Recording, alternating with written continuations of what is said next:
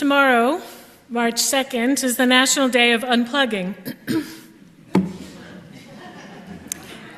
And this holiday had me reflecting on one of the most impactful movies I ever experienced, the first Matrix movie.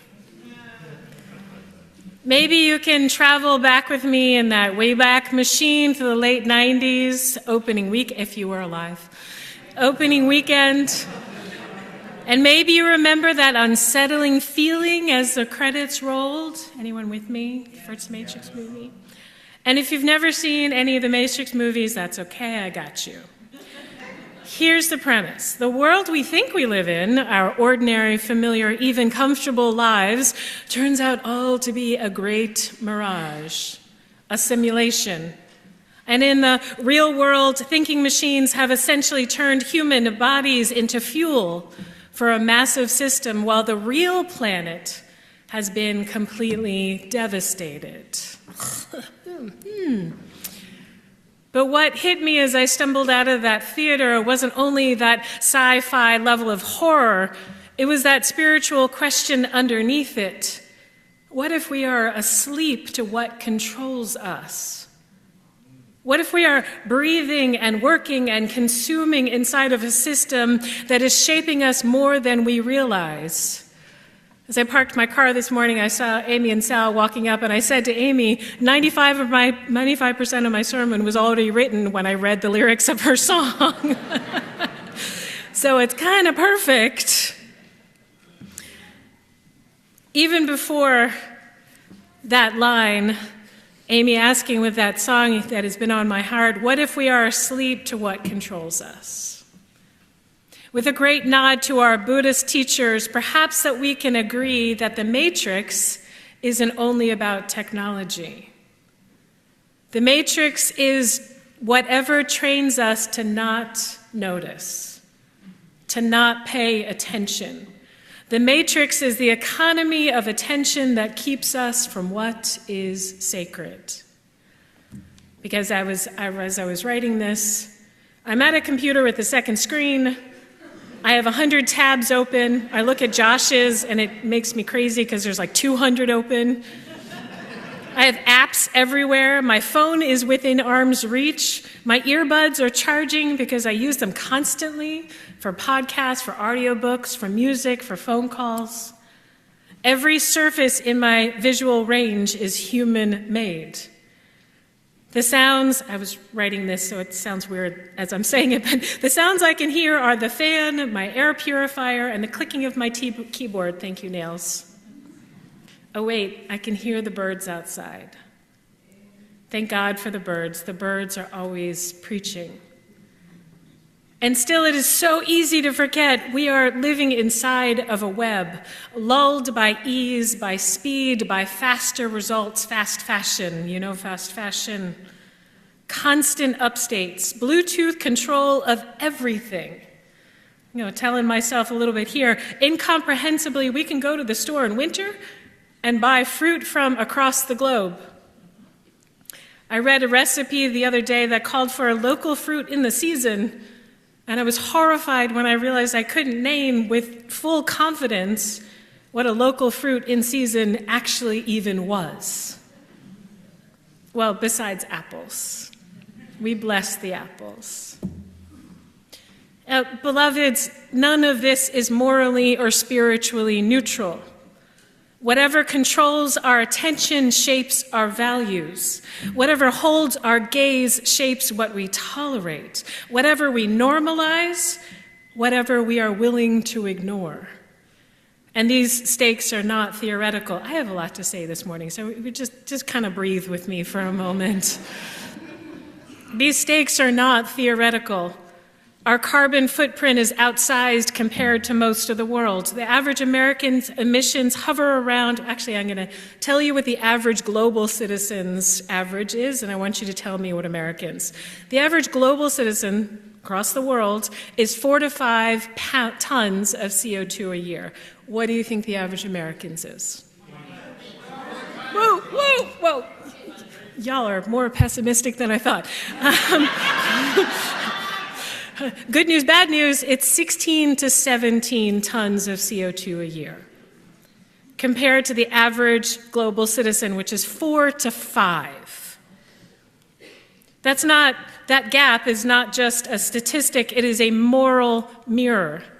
It is an interdependence issue. It is a justice issue. Our sacred UU value of interdependence isn't just a beautiful, idealized concept that makes us feel good.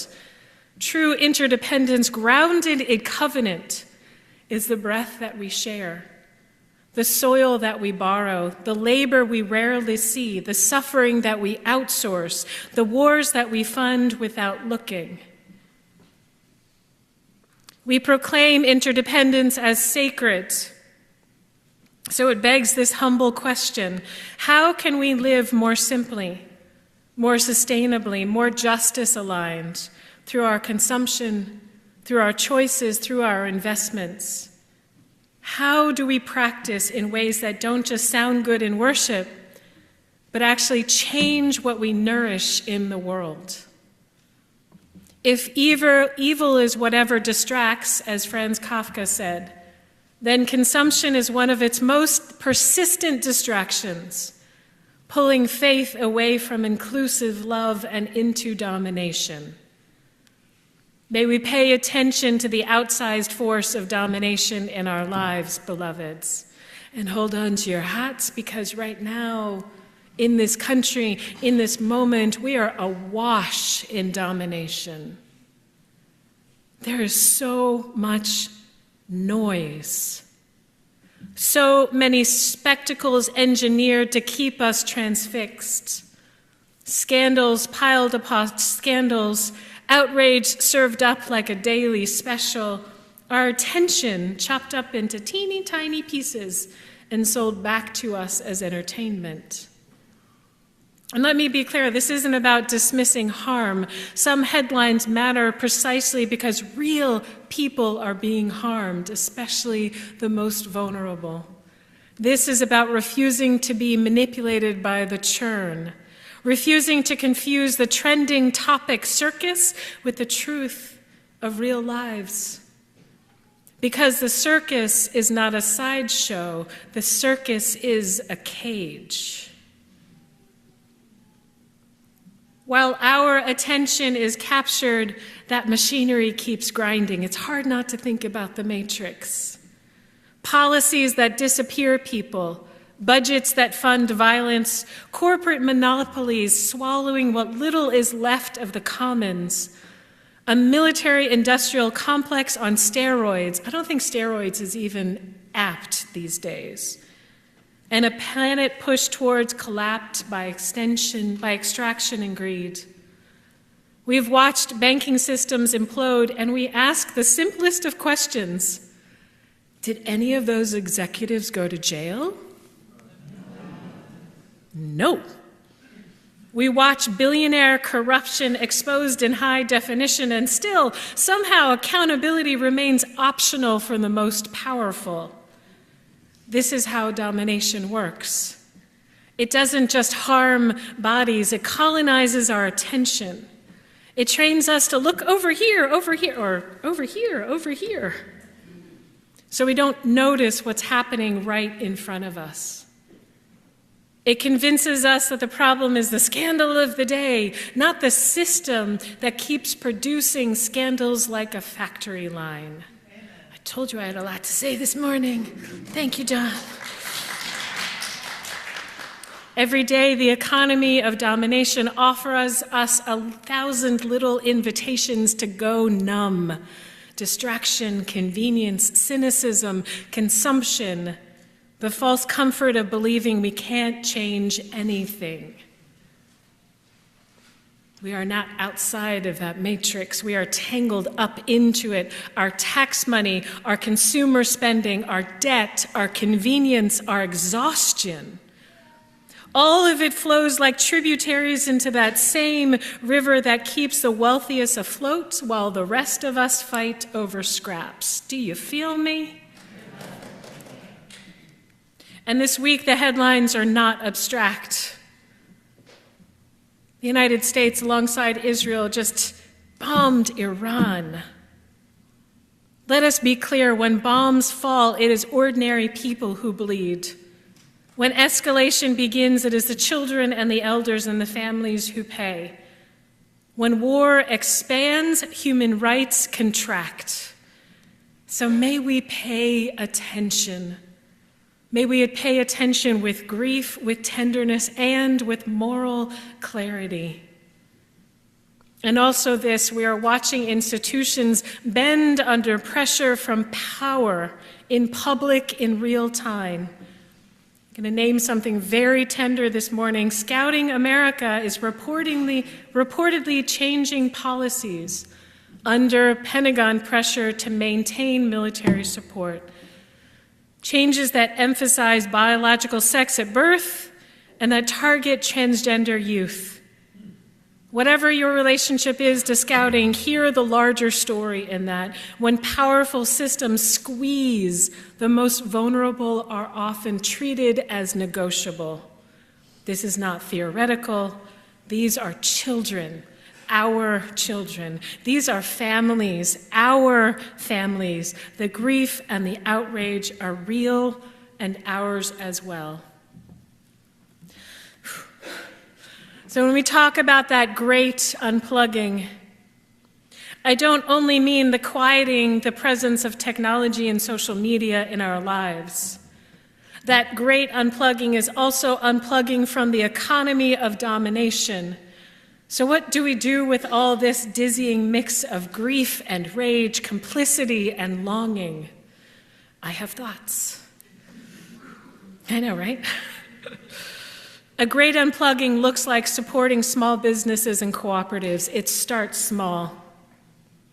Moving our money to credit unions and community banks, choosing cash when we can, refusing the endless siphon of interest and fees, demanding candidates who are not owned by corporate money.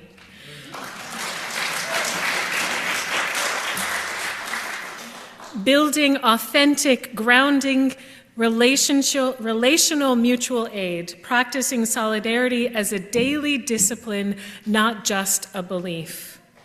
And it also looks like something tender and beautifully stubborn, putting down that phone long enough to look into a beloved's face and remember we are not cogs in a machine. That is why we are here. We are the love and the possible in the world. What do Unitarian Universalists have always done when the world tries to numb us? We choose covenant over convenience. We choose to pay attention on purpose. We choose courageous love. Because domination wants us isolated, cynical, and exhausted. If you were here last Sunday, you heard our message about joy. It wants us to believe that nothing matters, no one can be trusted, and that every institution is hopeless, and that the only option is to retreat into private life and doom scrolling. Hate to tell you, progressive faith is not a spectator sport, and our spiritual practices are not meant to make us nice. Spiritual practices and covenants are to make us brave. That's what we're doing here.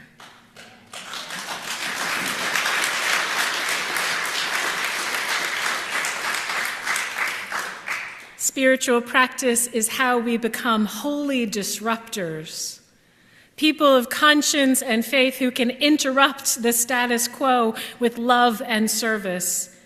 The practices of prayer, service, singing, community, mutual care, and witnessing that we return to are not an escape from reality, it's how we wake up inside of it. They are how we step out of the matrix and remember what is real: relationship, service, responsibility, and repair. To be a UU in this day and age is to live our values out loud, to choose covenant with one another, with the earth, with our human family, with the generations we will never meet, to be a good ancestor in our time, to live as a holy disruptor. So may we be clear about the hour that we find ourselves in. and as a people of covenant, we will not barter our children's dignity for anyone's approval. We will not call war security when it devours the innocent. We will not baptize empire with sacred language. We can practice a faith that interrupts the machine. We can move our loyalties away from what destroys and toward what heals. So circling back to the Matrix, in that story, the choice isn't, the red pill or the blue pill? The choice is about whether we will keep sleeping or wake up and face the world as it is, complicated, aching, dazzling, endangered, and still beautifully full of possibility. So let us choose what is really real. Let us pay attention to the child who is afraid, to the neighbor who is targeted, to our sacred earth that is groaning, to the enduring truth of our common humanity that still stands even when the lies are loud. So I invite you this day, in honor of the great unplugging, tomorrow, March 2nd, unplug from domination.